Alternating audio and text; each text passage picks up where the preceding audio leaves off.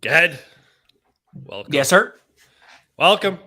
As things are heating up outside and heating up in Scotiabank Arena, things were heating up on the Mando this week, I would say so. So what you're saying is this isn't. So what you're saying is this isn't another disappointing one for you? Is that what we're getting at? Hey, like I gave it a 7, so that's still good. But yeah, it was like a little let down. Yeah. Although I found, but I guess it was last week's was divisive because I read a lot of people who loved it. So it was quirky, it was different. You know, I can appreciate that, but I guess like I said, when you got lots of stakes and plot lines on the go, and you only got so much time to deal with, it was obviously they thought they could do it in 2 episodes, not 3. So yeah. All right, so we might be talking about this one for a little bit here because there is a ton to unpack. Okay. So plot-wise, right? The Mandos finally all group up on Navarro. Yep. And they were fairly, I wouldn't say standoffish, but they were cordial. Cordial. Right word? I think cordial is the proper word for it. Yeah, that's fair. I think there was some I think they all had maybe realized, you know what, we're in a shitty situation. There's some respect for each other. Yeah. Plus, when when the other clan comes in with an entire fleet, I don't think you have much of a leg to stand on. That's a big flex right there. Right? Those ships. Yeah. So I love the way they cruiser? parade that around. Oh. Yeah. I love the way they parade that stuff around. And like, again, I'm always surprised with how big the Gauntlet starfighters are. And they really are like troop carriers. But like when you saw them in like Rebels, right? They looked like they were just like, a little bit bigger than in like an interceptor, but they're actually a fairly beefy ship. Oh, for sure. But yeah, I love all that. The biggest plot part we got on Navarro or change was Grogu gets a little bit of an upgrade. Yeah, he gets an. I'm curious to know your thoughts on all of this. Well, at first IG-12 comes walking in, and again, it's not Babu Frick, it's one of his species are piloting it. I'm like, that's really going to be like you're going to take that guy with him. I didn't clue in that Grogu was going to go inside that thing. Yeah, I did not either. So I thought. Let's just talk about practicality first. I think the floating pod is way better for him. Faster, more maneuverable. Yeah. He's pretty stiff. He's pretty stiff looking in IG-12, and they don't give him weapons. He just so that's just it. Like, are there weapons that we can't see that he hasn't been given yet, or something? Yeah, I don't know. Because if he's just walking, the IG unit's always held a blaster, right? So yeah, it's not rocking a blaster or anything. Obviously, didn't even want him to have it. Which and I thought the amusing part was again we get the little dude saying "bad baby" to him. I love that. Bad baby just kills me when I hear bad baby. Bad baby. And then again, Star Wars humor is kind of funny. It hits for some people, it doesn't hit for some people. Some stuff has not hit for me that we've talked about in the past. But I was amused by the whole yes no thing. Yes, I thought it was cute. It was fun. I enjoyed it. I thought it fit the episode. I didn't think it made the episode too goofy. It was good. Yeah, no, I agree. I like the I always forget what they're called. I love the reference to Bad Baby. I think everybody enjoyed that from a humor perspective. But yeah, the yes no thing was good. It got a little annoying as they were walking through Navarro. Yes. Yeah. If I'm a little disappointed that he's not armed. Yeah. My hope is that they're going to change that, though. Like, you're not giving this guy an IG skeleton, taking away his maneuverability, and not giving him that ability. Like, because he doesn't move like the way IG-11 moved. Like, it's very, it's like he's operating a piece of heavy construction equipment. Yeah, he's too young to operate heavy machinery. Was my favorite line. No. Yeah. And then basically the other Mando storyline is Bo looks for volunteers because they want to go scout out Mandalore, find the Great Forge, and eventually begin to resettle that. So before we talk about Mandalore, let's actually skip to the opening scene that I forgot to actually start with. So we see Coruscant again. If you remember back in episode 2 or episode 3, I actually complained. It was a gripe on how empty and soulless Coruscant looked. And I got to call it out, and I got to give credit where it's due. Coruscant looked great to me. It looked very lived in, busy, Vibrant. Yeah. Corbin mentioned that, looked very Blade Runner-esque. Yep. It was, I thought it looked great. And I don't know, like the sound design, everything, like even though it was just her walking down the alleyway, it actually felt like there was a ton of stuff going on. It felt busy. It felt very, and that to me was a lot different than earlier in the season. So, and Corbin's reference to very Blade Runner, I think that's a compliment. I think that's a very cool reference to make. And I agree. It definitely has that vibe. Yeah. So again, she's in a dark alley on, stuff like that. That's the type of vibe they were going for. I think they nailed it. So we see, I can never remember her name. Anyways, we finally found out who her allegiance to, and it is still Gideon the entire time. Shocker. Yep. And she reports to him that the Mando franchise or the Mando clans are coming together, and Gideon's kind of shocked. It seems like his plan kind of was we could use them kind of against each other because they hate each other. So he kind of, makes it feel like Mandalore is very important to him, and the Mandalorians are definitely a threat, which we find out later why that is. So then we get Gideon walking through, I'm assuming it was what we see later on, but for all intents and purposes, I originally thought it was a ship. You see the new Dark Troopers who were kind of like force field off, kind of like how not like different than how the first version of the Dark Troopers were, but they were all very much segregated. And then he walks by some more cloning tanks. And then he walks into a giant meeting room, which I think he call it the Shadow Collective or the Shadow Council. The Shadow Council. Yeah. Shadow Council. And there, I know you did not read the books, but right away when the mustache man starts talking about Thrawn, I'm like, man, that's Pelion. I guarantee that's Pelion. And sure enough, it is. So in the original trilogy of books, Pelion is Thrawn's right-hand man. Oh, okay. Got it. He's briefly mentioned in Rebels.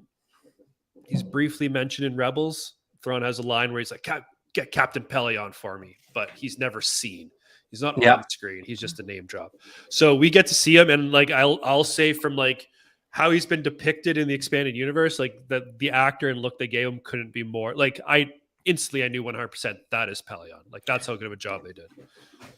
Was there another name that jumped out at you at all? And I think I may have either misheard it. So anybody watching this, if you can jump in, the young person, I could swear he called him Hux. They did. That's Hux's father. So that's the other big person on the council. Got it. Okay. I'm like, he's too old to be our Hux.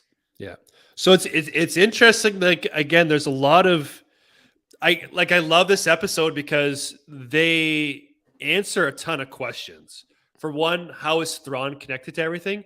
All these warlords are literally reporting into Thrawn. Nobody has seen Thrawn except for Pelion. They're just reporting to the big name that they've all heard from back in the Empire days, right? Yeah. And Gideon senses that Thrawn's not really making himself shown. All we're doing is with Pelion here, so maybe I could kind of make a little claim for power, is what it sounds like. Throne. Yep, yeah, absolutely. So he not only does he diss Thrawn, and you'd almost see in Pelion's face, he did not want to go there. He was like, he shouldn't be doing that. Yeah. And then he goes to talk about the problem they're having with the Mandalorians, and this is the one part I thought was a little bit odd. And guess it's kind of more explained when we find out where Gideon actually is, but he makes it seem like Mandalore is such this critical place for the Empire. I could not figure out why. I'm like, why? I'm like, it's a wasteland. Who cares? But again, we could talk about that more as we get onto it. But he requests interceptors, bombers, and Praetorian guards. So Yeah. again, another sequel trilogy tie-in. And they were awesome. Yeah, and they agreed to give it to him. So I know everyone's seen it. Spoilers. So obviously, Gideon's base of operations is actually on Mandalore itself. Yeah. And the one thing that answers for me is back earlier in the season when the interceptors attacked. Bo makes that remark. That's too many ships for an Imperial warlord or something like that. Like that's Yeah. something more powerful or whatever. And I speculate there's got to be a Star Destroyer or something there because interceptors don't have hyperdrive.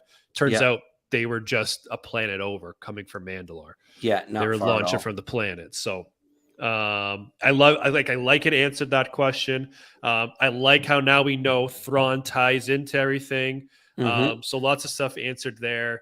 And as we get going, there's going to be a lot more answers when Gideon finally speaks. But our Crusaders land on the planet. They leave the fleet in orbit. They go, and then the select group go down the surface. They find some other survivors who've been basically surviving on the surface forever. That's cool. Yeah, they some of them aren't able to go on, so the armor volunteers to take them back up to the fleet, while the rest of them go on because the survivors know where the forge is. They take them there, and that's where we're ambushed by, again, the Dark Troopers. Now, this was another odd thing. Again, our answers kind of get answered, but at first, when we first see those Dark Troopers standing there in those stasis fields, right?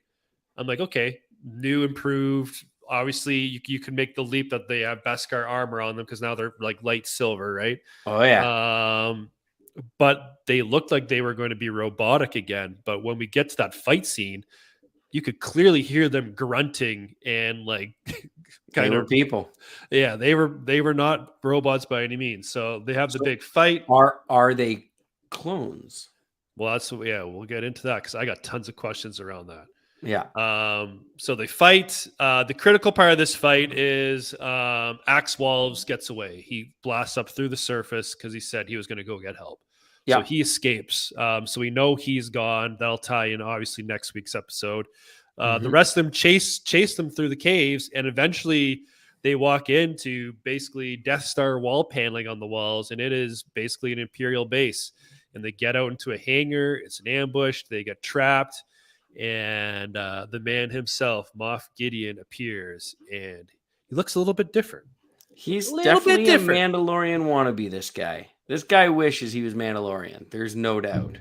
So he's rocking the helmet now. Yep. I couldn't really tell. Did he have like horns on the top? There's two things coming out the top. No, but he's got a jetpack. Yeah. He's rocking that look. He almost looked like the Gar Saxon Darth Maul type helmet, a little tiny bit. But yeah, he's full Mando. I couldn't help but notice when he walked, it sounded like hydraulics. You know what I mean? It sounded like last season's Dark Troopers walking. Yeah. But I know he hasn't suffered any catastrophic injuries. So like, has he he's just suited and booted? Yeah, he's wearing a suit, right? So that suit must be also like powered in that way. So he's fully, so he's full on like that. And they captured Din. So Din's got taken down. And then he's talking to Din, and was he talking to Din about it or Bo? He's talking to Bo. He's talking to all of them, but basically. So he then goes off and claims, he's back. The time of the Mandalorians is gone. He's the new leader, yada, yada, yada. And then says that he's taken the best bits from the cloners, the Jedi, and even the Mandalorians. And what he's done is he's put is that the line? He put himself, a little bit of myself in them, and put himself into them. So the way I take that is, are all those clones? So this is where it answers the question. If you go back to season 2 on Navarro on that Imperial base, there's those tanks of the clones in them. Yeah. I talked about this last week a little bit. He was cloning himself this whole time. With a Mandalorian? So who? Well, the Mandalorian part is putting the Beskar in the armor, right? He needed Mandalore to mine the ore, the Beskar ore. He has an unlimited supply of Beskar to create his army, right? Got it. He I believe what he's inferring is he's cloned himself to be he's the Dark Trooper, right? He says he put himself into them or whatever. The biggest question mark is what did they do with Grogu's bits, right? His blood sample, because he says he took stuff from the Jedi. Yep. There was no indication that the clone troopers or not clone troopers, the Dark Troopers or himself, there's no indication they're now force sensitive by any means. Correct. So Corbin says, was he talking about bits of Jedi into their fold mud? What? Corbin, what are you talking about? So the Praetorians could be Jedi clones. So that's the thing. He didn't. Those Praetorians came from the council, Thrawn and the other warriors, Shadow right? Council. They gifted him those. So I don't think they necessarily have anything to do with potentially being like, who knows? Like maybe they could be former Jedi. Like they do use kind of, I don't know. I can't imagine those Dark Troopers having any type of Grogu's DNA. They didn't put up enough of a fight. So they were good. They were decently formidable, but yeah. So is the clone project still like? Is he still like working on something for Palpatine? You know what I mean? Like Palpatine's been long gone, but does Palpatine have a plan in place that they're going to figure out a way? You know, in the 30 years between now and the sequel trilogy, are they finding a way to clone him? Yeah. So is it kind of two splits? Yes, he was in charge of maybe the cloning project. He had Pershing, who had the clone mark from the Kaminoans, right? So he was the well-known cloner. He had Grogu's blood.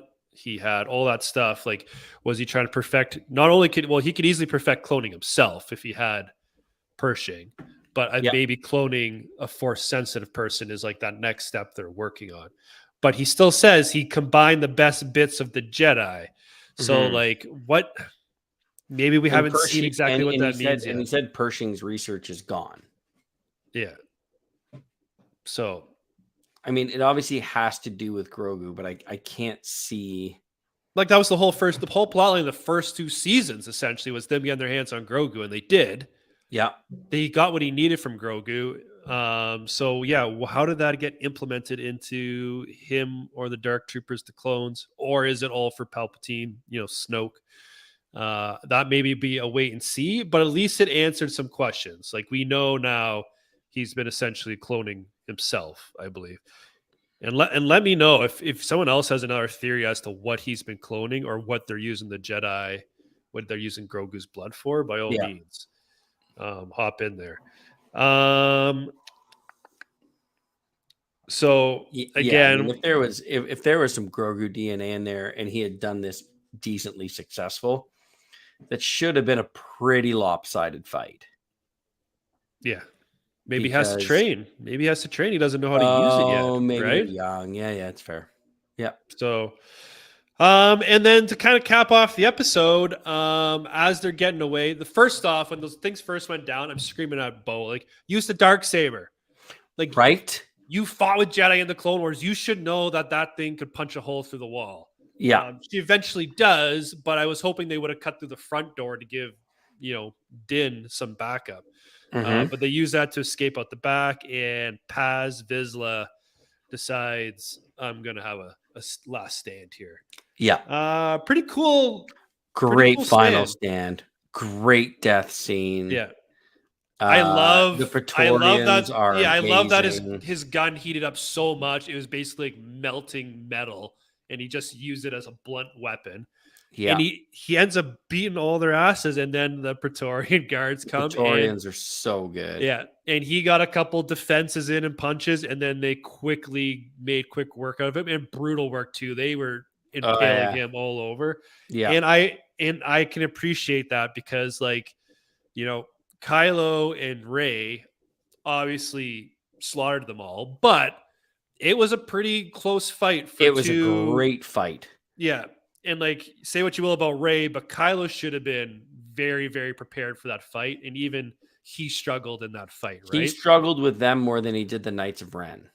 Yeah. The Knights of Ren should have been a 15-minute battle. Like, Yeah. not that I want to switch topics here, but everyone talks about the sequel trilogy. One of my only real gripes is just how quick that fight scene was with the Knights of Ren. This should have been like a thing, but the Praetorian Guards put up a great fight. So it doesn't surprise me that they made pretty quick work out of Paz. Yeah. And like they had to.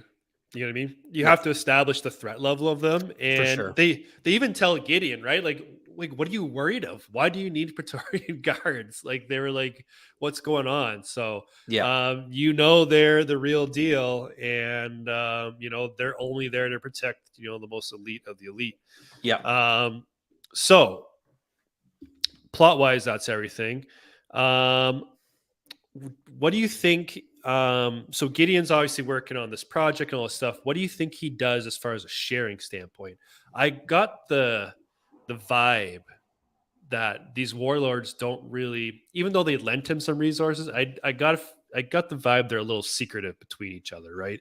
They 100%. kind of they all seem like they're on a play for power. Yep. So do you think they know that he has this Dark Trooper clone program going? Like, do you think that's a thing like they've invested in? Like that's what he's working on? Or do you think this is all a secret? This is all him. Yeah. And that's And I think that is how Thrawn dispatches him. Yeah. That's remember the biggest. Yeah. Yeah. They had so much promise from that first flashback in the first movie. And yeah. Agreed. Yeah, no, I don't think they know, and I think that it's not going to sit well with Thrawn when he finds out. No, you can tell Pelion was taking notes, who's loyal, who's not, right? And 100%. I'd almost wouldn't be surprised if Thrawn's the one who offs Gideon, to be honest. Absolutely he is. Yeah. Which will be brilliant to watch. Yeah. So a couple of smaller notes. Well, I got a big theory for you that we could debunk. I think it'll be debunked, but just a couple quick housekeeping or other notes I liked. I appreciate that the Mandalorians have painted their symbol on the bottom of the light cruiser. 100%. It's cool. kind of it's Imperial. It is not Imperial. Yeah, it's a throwback to Thrawn. Thrawn has the bottom of his Star Destroyer painted, right, with this Chiss symbol. That's right. He's the only Star Destroyer that has that. So the fact that they did that, I thought it was a neat little nod to, what's been done in the past. Yep. The other thing I gotta call out, and I would love to call out, is this was directed by Rick Femi Yuya, if that's how you pronounce his last name. So this is, I believe, the third episode he's directed, and man, he kills it every time. This is extremely well done. Yeah. His episode last season was my second favorite. That was the Bill Burr one of. Got it. Yep. Yeah, that episode. That was a great episode. Yeah. And the other thing I noticed about Rick, I don't know if you've noticed this or not, but every episode he was elevated to executive producer. So when you see it's like executive producer Kathleen Kennedy, Jon Favreau, Dave Filoni, and then Rick is the fourth. Yeah, no, I've been noticing that all season. So like Bryce, I don't think Bryce is hasn't been elevated at that level, but they brought Rick in at that level. And again, he's been one of the original people from the get-go. So yeah, no, I was glad he was given this episode. I thought he did a great job with it. Unlike other Mando episodes where it's kind of really fast, jumping around, bam, bam, bam. I thought this one was a lot more contained. Yeah, and built up to that final conclusion. I liked it. The only thing that was maybe quick was Mandalorians landing on Navarro. Hey, we got a new homeworld. All right, now we're leaving because we're gonna go get a different one. Like that's a little yeah. Right, I thought they did a very good job of showing tension between the Mandalorians without overdoing it. Yeah, Grogu, and they had their little fight. Yeah, exactly. They had their one little fight. Not break them up, but Grogu can. I liked that tension. I thought they did a great job with it. I liked that they didn't make it so everything was kumbaya and wonderful, but it wasn't super divisive. I thought they did a great job with it. Yeah. So now a random theory I saw flicking through just my news feed is I'll ask you it straight up. Is the armorer working with Moff Gideon? No. So let me No. I also believe no, but because just strictly for the fact that Gideon did not want the Mandalorians together, and the armor was the one who brought them together. You know what I mean? She's the one who told Bo she could take her helmet off and then go get the other ones, unite everyone, right? That to me tells me not at all with Gideon, because Gideon was shocked that they were And if playing the together. armor was gone, people would have noticed. Yeah. But the only thing that gave me a little bit pause when I heard that is she volunteered to go on the mission, which I guess isn't out of the ordinary. It was kind of out of the ordinary. But then, she technically led them all there. And then when there was a volunteer to leave, she was the first one to be like, yeah, I'll take them back to the ship, and left. So she could have thought maybe they were going to go get trapped. Again, the theory was on like a very popular YouTube channel. I saw it and I was like, eh. I will say though, when unless she was captured back during the purge, and just was like forced to show Gideon how to use the forge. Yeah. And she's like the break glass in case of emergency, like double agent. I don't know. But the one thing I will say though, where I felt a lot of tension and nothing ended up happening, was, how they say there's no communication between the atmosphere, right? So once they went down and left the fleet, there's no communication back and forth. When she was taken, they spent a lot of time showing her drive that ship slowly back up. I was like, damn. I'm like, when she breaks the atmosphere, the fleet up there is going to be wiped out. That's what I thought. Yeah, because we didn't know that Gideon was on the planet. I thought he was coming with all the ships that he just asked for. So did I. I thought she was going to get there and they're going to be all crushed. Yeah. It didn't happen, but I was literally, I like when she started getting up there and they're slow playing it, I literally got out of my seat, edge of my seat, leaned right into the TV. I'm like, oh yeah, we're about to get some crazy space action. Yeah. But we did not. It did not happen that way. But yeah, I don't know. I'm assuming maybe that's why people think that. But yeah, like she's been the biggest proponent of the two Mandalorian clans coming together. So there's no way she's working with Gideon. So no, I just don't see it. Yeah. Anything else you want to touch on this episode? No, I think you pretty much covered it all. Like I said, I love seeing those that survived on the surface. Bo-Katan's humble confession, I did not know that she surrendered to the Empire. That's how she lost the Darksaber in exchange to save everyone's life, and they double-crossed her. I did not know that, but you could see this once former princess, this hierarchical, holier than thou being really humbled by the Mandalorians around her and admitting a lot of like mea culpa. Yeah. And Corbin, I could also see their main base kind of being on Navarro until they get something like habitable. Well, let's be honest. Mandalore. The only thing that draws them back to Mandalore is their home is the Forge. No, it's the Forge. Well, it's the Forge and the Beskar. Yeah, it's their homeworld. But if they could find Beskar on Navarro and build a Forge, Beskar, I don't think that they'd fly back to Mandalore to chip it out of the ice break. Yeah. I mean, they're going back because their number one resource is there.